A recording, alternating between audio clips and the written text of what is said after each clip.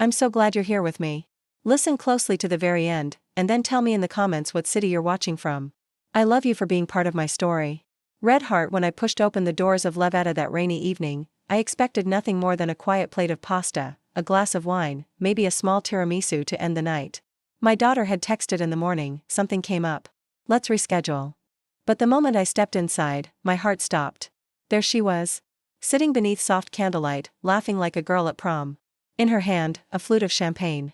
At her side, my son-in-law, his mother and father, all gathered at a table so grand it looked like it belonged in the pages of a glossy magazine. And the chair I should have filled, it had been replaced long ago.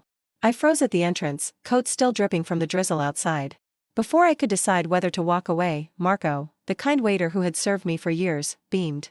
Mrs. Wallace. Your usual table is ready. And don't worry, we'll put it on your card, like always. That sentence, those 3 words. On your card. Like always. My chest tightened. That card had been meant for emergencies. For diapers and milk when the baby was born, for gas when Derek's paycheck was short. I had pressed it into Sarah's hand years ago with the words every mother thinks seal the bond, just for emergencies, sweetheart. I trust you. Now I saw the truth, I hadn't been helping my daughter through hard times. I had been financing a double life. The sign seemed so small at first. An expensive handbag she swore was second-hand. A shiny gold watch on Derek's wrist that didn't look at all like the modest steel one he used to wear. I had believed her excuses because, well, I wanted to. I told myself she was tired, busy, dealing with life as a young mother. I told myself her distance wasn't intentional, that I was being overlooked, not replaced. But tonight, watching her pour champagne into her mother-in-law's glass, I knew better. This wasn't being overlooked. This was being erased. My daughter hadn't simply cancelled dinner with me, she had shoved me out of the picture and seated them in my place. I sat half-hidden near the host stand, breathing shallow, eyes locked on their feigned laughter. I needed facts, not just feelings. And facts were exactly what Gabriel, the manager, gave me when I quietly asked. Can you print every charge made to my account over the last month or 2? His smile faltered, but after checking my ID, he slipped an envelope discreetly into my hand. Please, Mrs. Wallace. Be careful. Inside, a list that read like bullets through the heart. October 3rd, $462, champagne, seafood platter. October 15th, $385, Barolo wine, prime rib, lobster ravioli. October 27th, $512, caviar, tiramisu, cocktails. November 4th, $298, brunch, desserts, mimosas. On and on, totaling almost $3,800. And every one of those dates lined up with the nights Sarah had told me, I'm too tired to cook tonight, Mom. Let's just order takeout here instead. While I sat in her kitchen eating takeout from paper bags, she had been here eating oysters, drinking wine I once had to save months to afford. Chapter 4, A Mother's Decision, 10 o'clock, part of me wanted to storm the table, to slam those receipts down and demand an explanation. But another part of me, the quiet part that had been ignored and used too often, whispered, not yet. Document everything. Then act. That voice was right. So I called the bank.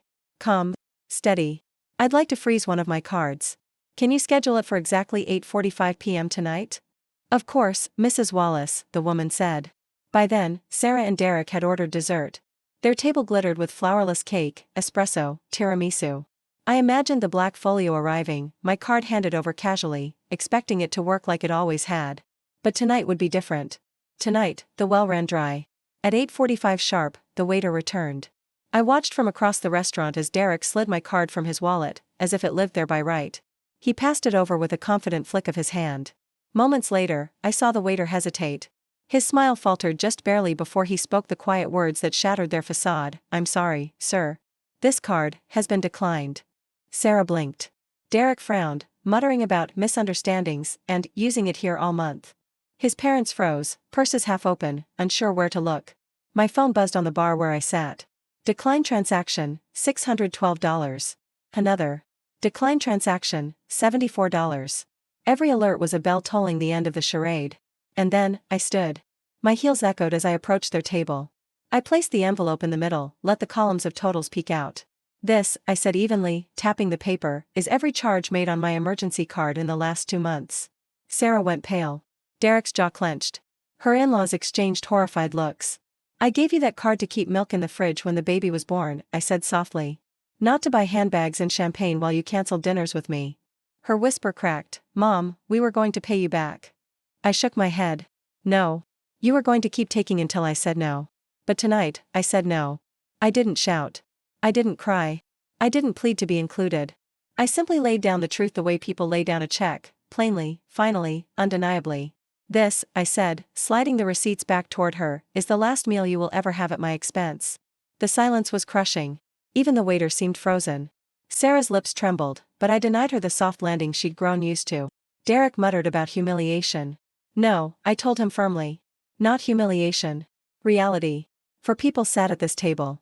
For people will pay the bill tonight. And then, I walked away. That night, under the stars on my porch with a cup of tea, I knew something had shifted. For years, I confused constant giving with love. But love without respect? It's a leash. And I'd finally cut mine. Days later, Sarah came alone. No handbag, no armor. Just tearful eyes. Mom, she said, voice small. I'm sorry. I want to make this right. It wasn't quick. Trust rebuilds slowly, like winter soil learning to bloom again.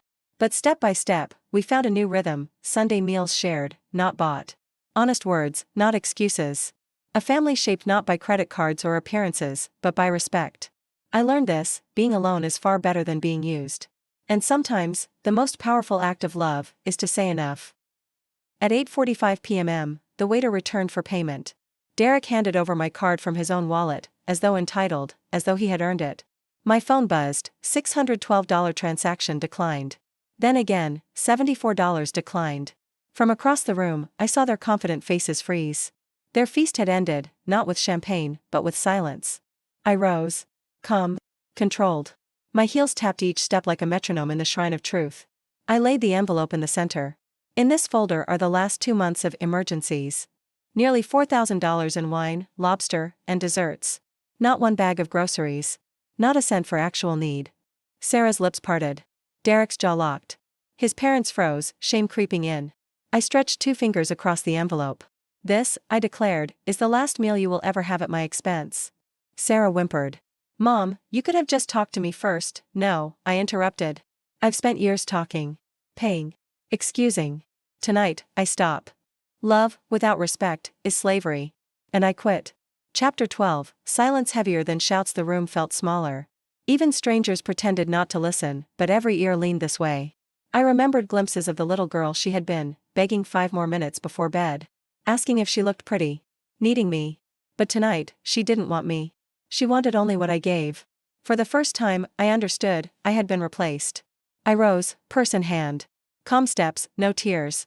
True power makes no noise. At the bar, I paused long enough to hear the waiter ask, politely, Sir, how will you be settling? Evenly, I called over my shoulder. There are 4 of you. 4 ways. Their gasp followed me outside. The door closed behind me soft as salvation. The texts, the messages, the calls poured in. Sarah's words swung between accusation and apology. You misunderstood. You embarrassed me. Please, Mom, we need to talk. For once, I didn't answer.